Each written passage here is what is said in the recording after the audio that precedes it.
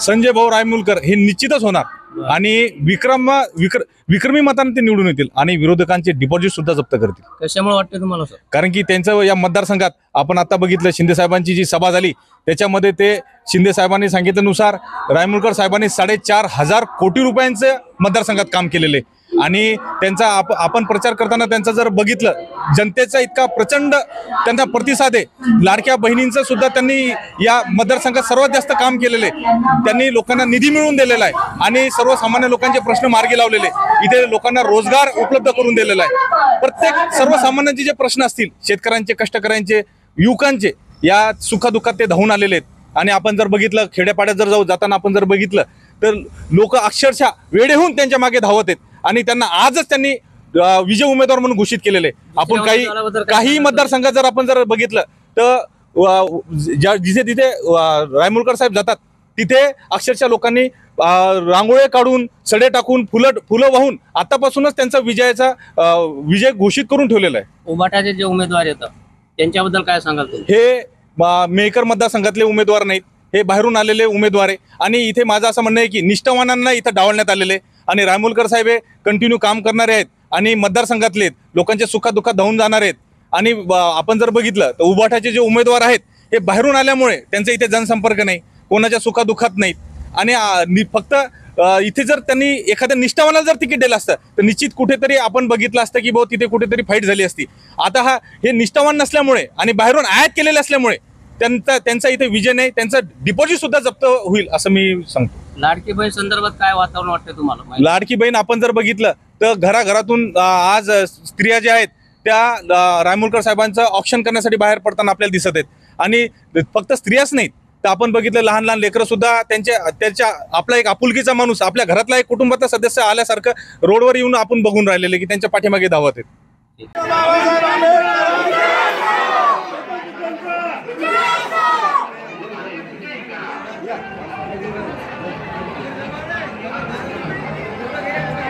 भगवान गौतम बुद्धांचा,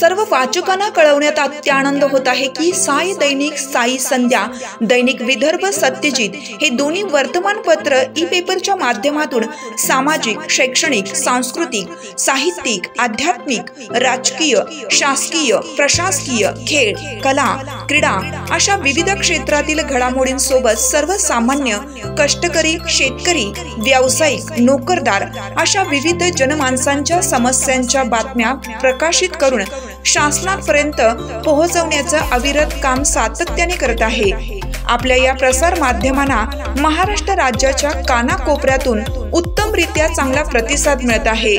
कविता, लेख, धार्मिक साहित्य यांच्या माध्यमातून देखील धार्मिक संस्कृतीचं जतन केलं जात आहे।